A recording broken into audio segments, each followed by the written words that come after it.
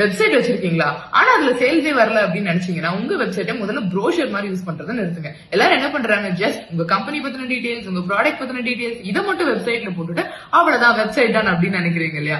கண்டிப்பா கிடையாது. ஒரு வெப்சைட் ஒரு சேல்ஸ் இன்ஜின். ஆனா அது ஒரு சேல்ஸ் இன்ஜினா நீங்க வச்சிருக்கிறதுக்கு இந்த 3 விஷயத்தை மறக்காம இம்ப்ளிமெண்ட் பண்ணுங்க. ஒண்ணு, உங்க வெப்சைட் உங்க கஸ்டமர் ஜேர்னியை ஃபாலோ பண்ணணும். ஃபர்ஸ்ட் டைம் உங்க ஆடியன்ஸ் உங்க வெப்சைட்டுக்கு வராங்கன்னா அவங்க எப்படி லேயர் பை லேயர் உங்க வெப்சைட்டை பாக்குறாங்க. ரெண்டாவது, ஒரு லீட் வருது அப்படின்னா என்கொயரியை கலெக்ட் பண்றதுக்கு உங்களோட வெப்சைட்ல கண்டிப்பா லீட் கலெக்டர்ஸ் இருக்கணும். மூணாவது, ரொம்ப முக்கியமானது, ஒரு ஆடியன்ஸ் உங்க வெப்சைட்டுக்கு வராங்க அப்படின்னா அவங்க யாரு, என்ன பண்றாங்க, அவங்களை எப்படி நான் திரும்ப கான்டாக்ட் பண்றது அப்படின்றத பாக்குறதுக்கு ஹீட் மேப்ஸ் ரொம்ப ரொம்ப ரொம்ப முக்கியம்.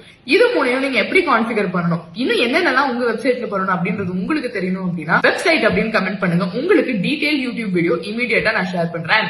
வெப்சைட் பில்ட் பண்ணணுமா, பில்ட் மை வெப்சைட் அப்படின்னு கமெண்ட் பண்ணுங்க. உங்களுக்கு நான் டீடைல்ஸோட டிஎம் பண்றேன்.